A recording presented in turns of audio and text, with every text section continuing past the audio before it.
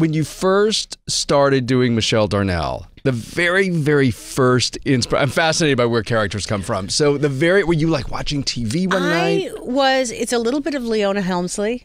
I think that's who I saw and started down a wormhole of like, I love that kind of woman. I love that kind of overbearing, confident, also right and like good at what they do.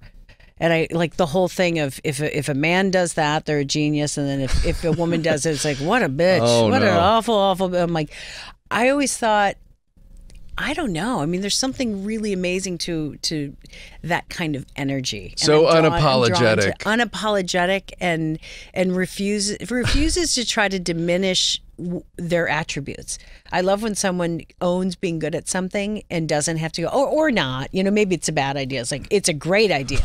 And I'm the best thing that's going to walk in here today. Like, when someone does that, it just kind of makes me, like, it's so shocking and great that it's so not how, I mean, I'm not, in life, you know, I'm not kicking down doors going, listen to me, I'm amazing. So to get to play someone that does that is like, it's pretty fun. You are running an empire, the Melissa McCarthy empire. You're producing and acting and clothing. I mean, all of it. I wanted to know what kind of boss are you?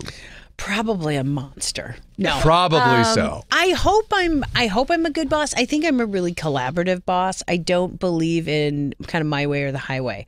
It's not how we make movies. I always think if you have 5 ideas and then you mush them together and get the best in all areas, that's better. Like I always want, if I hire someone, I hire you because I want your ideas.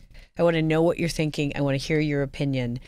I'd much rather hear early on someone goes, I don't get that, or that seems odd to me, because that's a red flag. It's like, I want that input. So. Right. Better to get that now than like after you've done all the work and then somebody's like kind of. I knew that was weird. Yeah, that's like, the what? worst. It's like there's something in your teeth at the end of a night. Exactly. You've had spinach in your teeth all night. I'm like, you couldn't have told me that 3 hours ago.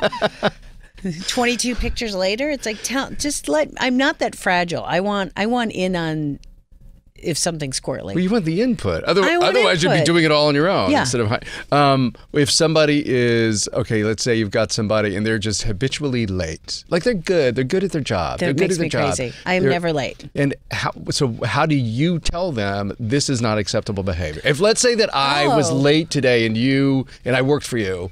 What would you say to me? I would fire you on the spot. No, I'm kidding. Like you, I would fire on the spot. But in general. No, I don't have a problem saying like that's not, if I'm here on time, and being late is just one of those things where I think, hey, instead of showing up, also anytime someone's always late, they're also the person that for the first 20 minutes they show up, they're always like, oh my God, I haven't even had coffee. It's like, not only are you half an hour late, but now the first half hour is you spinning out about being late. So just set that. There's a thing called an alarm clock, guys. And if you really can't if you can't be on time, I doubt I will really trust you with bigger things. Hey everybody, don't forget to like this video and leave a comment if you enjoyed it or if you didn't enjoy it. And for more of the Jess Cagle interview, click on the subscribe button down here. We've got plenty of other great videos for you too. Check them out by clicking on one of these links.